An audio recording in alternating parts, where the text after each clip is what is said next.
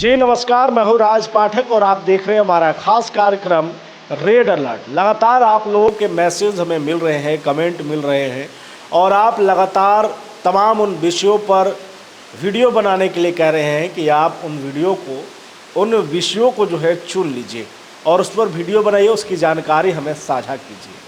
आपको मालूम है कि रेड अलर्ट जो कि रात 8 बजे हम लेकर के लगातार आपके बीच आ रहे हैं। हमारा प्रयास है इस कार्यक्रम के माध्यम से आप लोगों तक एक अच्छा मैसेज जा सके, आपको जागरूक किया जा सके और इसी को लेकर के आप लोगों के लगातार मैसेज भी मुझे मिल रहे हैं।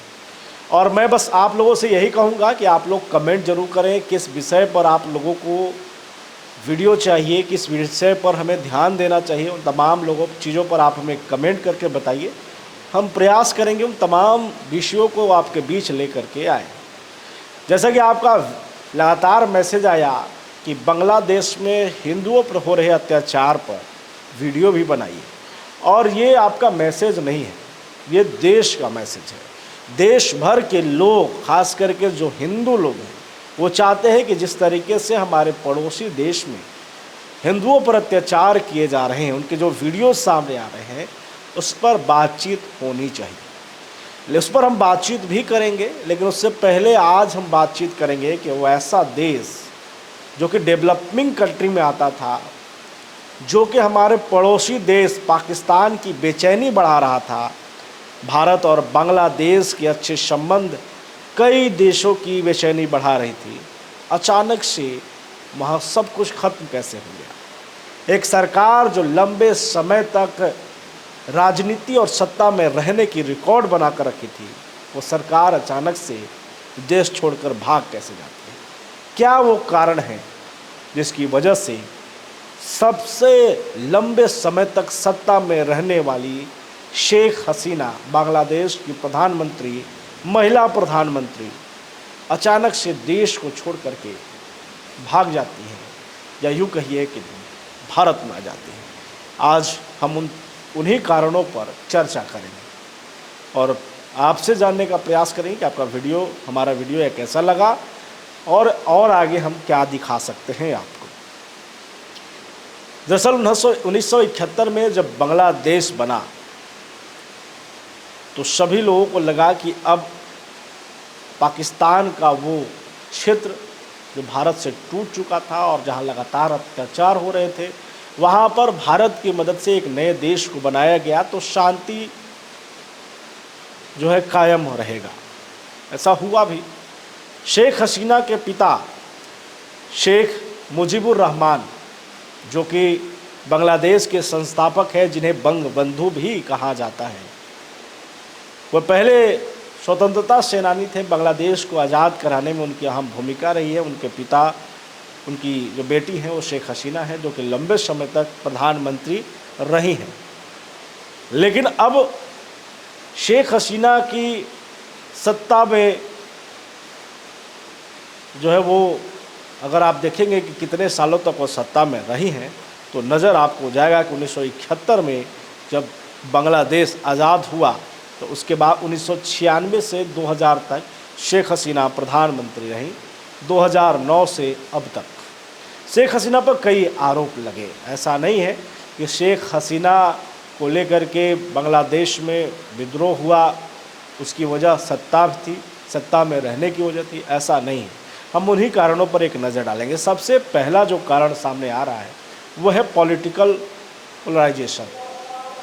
शेख हसीना पर लगातार ये आरोप लगता रहा है कि वो बांग्लादेश में सही से चुनाव नहीं होने देती, चुनाव के दौरान छेड़छाड़ करती है, वोटिंग में छेड़छाड़ किया जाता है, और इसे लेकर के कई पश्चिमी देश जो हैं वो इस पर शेख हसीना की पार्टी आवामी लीग और शेख हसीना को घेरते रहे हैं।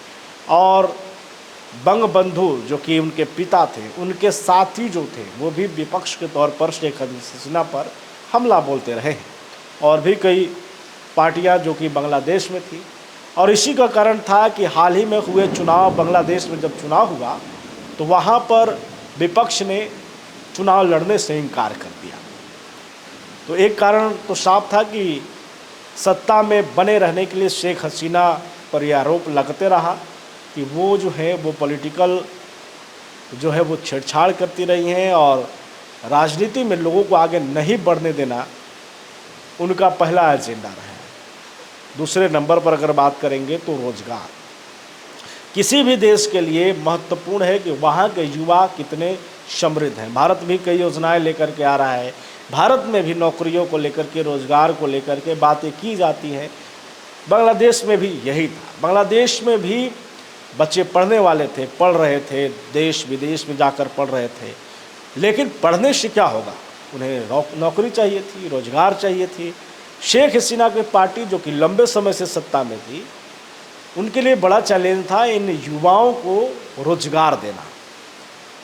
बांग्लादेश में टेक्सटाइल जो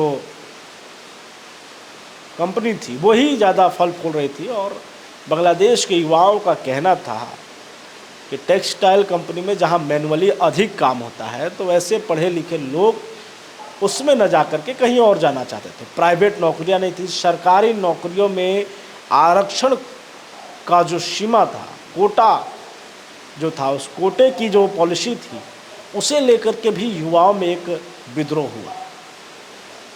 कोटे की पॉलिसी पर युवाओं में विद्रोह की भावना जगी। रोजगार न मिलना एक दूसरा कारण रहा और यही आंदोलन, यही विद्रोह एक बड़े आंदोलन के रूप में बांग्लादेश में उभर कर सामने आया। कोटे की पॉलिसी क्या है, इसको अगर आप समझेंगे तो बांग्लादेश में 50% जो है वो आरक्षण पर है। मतलब कि आपको 50% आरक्षित है और 30% जो है वो पहले से आरक्षित है वैसे लोगों के लिए जो 1971 में जब स्वतंत्रता संग्राम के दौरान, बांग्लादेश के स्वतंत्रता संग्राम के दौरान जो स्वतंत्रता सेनानी शहीद हुए थे, जिनके जो शहीद हुए या फिर जो लड़े थे, युद्ध लड़े थे, उनके लिए ये था कि उनके रिश्तेदारों को, उनके किसी भी फैमिली मेम्बर को 30% आरक्षण दिया जाएगा, 30% आरक्षित रहेंगे। यानी अगर लेके चले 100 आंकड़े को अगर हम पकड़े तो 30 जो है वो स्वतंत्रता सेनानियों के लिए आरक्षित कर दिया गया था। 100 अगर नौकरी की बात हम करें तो युवाओं में एक ये भी कारण था कि कोटे में जो पॉलिसी है जिसमें हमें चैलेंज करने का, सामने आने का, कंपटीशन करने का मौका ही नहीं मिलता है। इसमें जो शेख हसीना की विपक्ष की जो पार्टियां थी, यानी आवामी लीग की जो विपक्ष की पार्टियां थी, जो लगातार शेख हसीना पर तानाशाही का आरोप लगा रही थी, वो भी इसमें अहम भूमिका निभाती है। उन्हें मालूम है कि युवाओं का विद्रोह, युवाओं का समर्थन अगर हमें मिलेगा, युवा सत्ता का विद्रोह करेंगे तो फिर ये सत्ता पलट सकती है। हुआ भी यही। विपक्ष की पार्टियों ने तमाम लोगों पर ये मैसेज देने का प्रयास किया कि जो शेख हसीना की पार्टी है आवामी लीग, ये जो है अपने लोगों को ही ये 30% कोटे वाले में जो है वो फिट करना चाहती है, उन लोगों को नौकरी दे रही है। क्योंकि आवामी लीग जो कि स्वतंत्रता संग्राम के दौरान, लड़ाई के दौरान, आज़ादी के समय बांग्लादेश की वही एक पार्टी थी, पुरानी पार्टी थी। तो लोगों ने ये आरोप लगाया कि उनकी पार्टी से जुड़े जितने लोग हैं उनके ही परिवार वालों को जो है ये फ़ायदा पहुंचाया जा रहा है। और ये विद्रोह बांग्लादेश के यूनिवर्सिटियों से शुरू हुआ, विश्वविद्यालयों से शुरू हुआ और ये देखते देखते बड़ा होने लगा।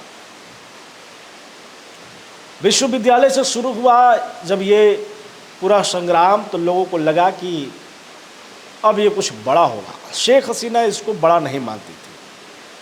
शेख हसीना कई मुद्दों को लेकर के, युवाओं के इस मांग को लेकर के खास करके जो है वो इसे गंभीरता से नहीं ले रही थी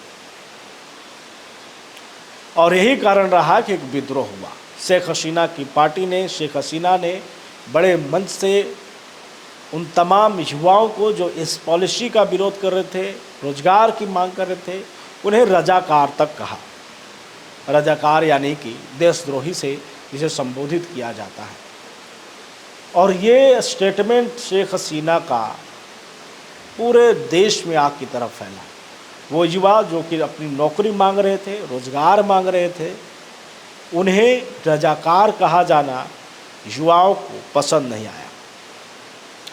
इसमें विपक्ष की जो पार्टियां थी बांग्लादेश में, पश्चिमी देश के जो बड़े देश थे जो नहीं चाहते थे बांग्लादेश में शेख हसीना की सत्ता, उन्होंने इसका विरोध किया। भारत से भी इस पर बात की गई, लेकिन उस समय भारत ने बांग्लादेश का ये आंतरिक मुद्दा बता करके इससे पल्ला झाड़ लिया था।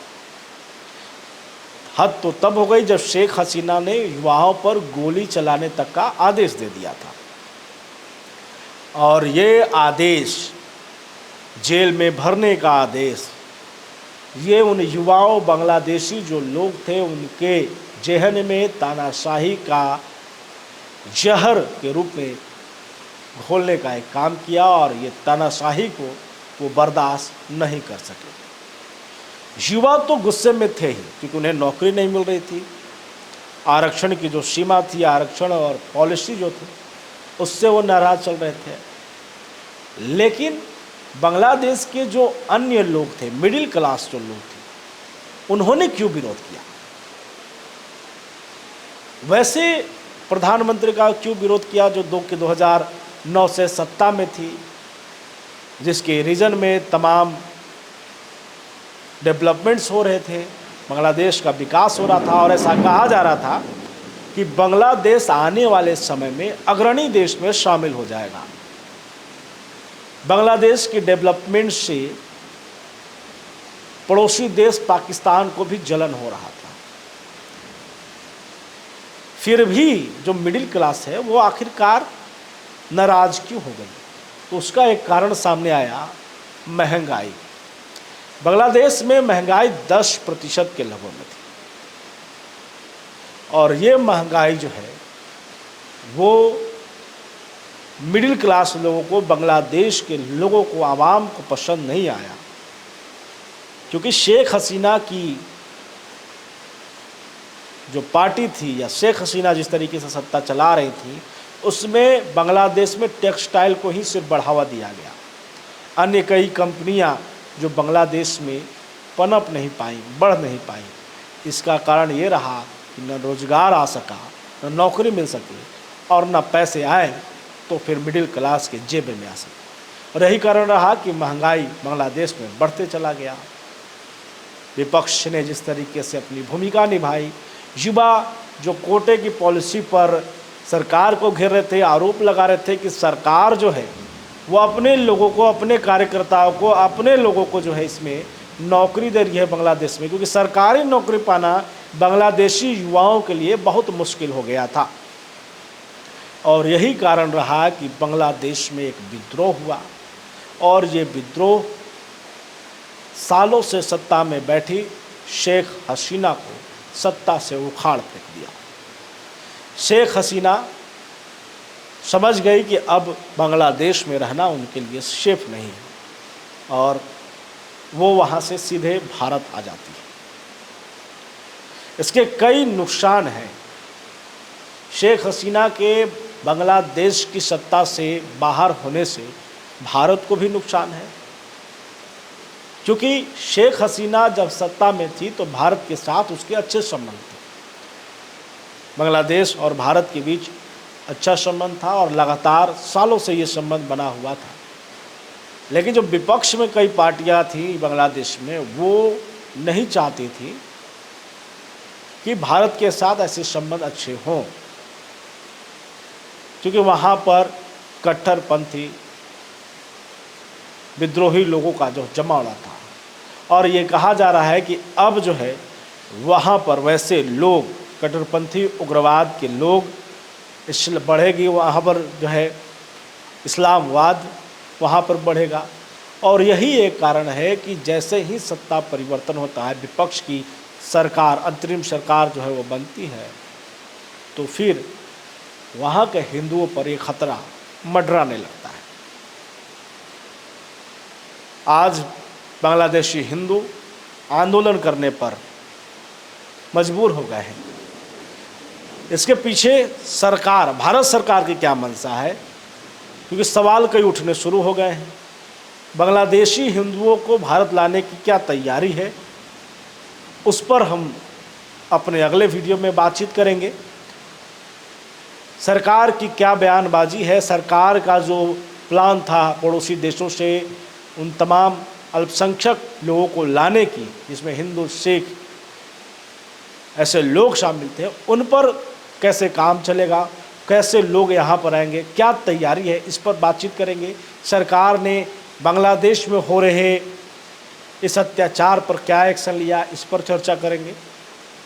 लगातार आपको हम अपडेट देते रहेंगे, तो आप लगातार हमारे साथ बने रहिए। रोज़ रात 8 बजे हम इसी वक्त आपसे मुलाकात करेंगे और किसी अन्य विषय पर लगातार आपसे चर्चा करते रहेंगे। बहुत धन्यवाद।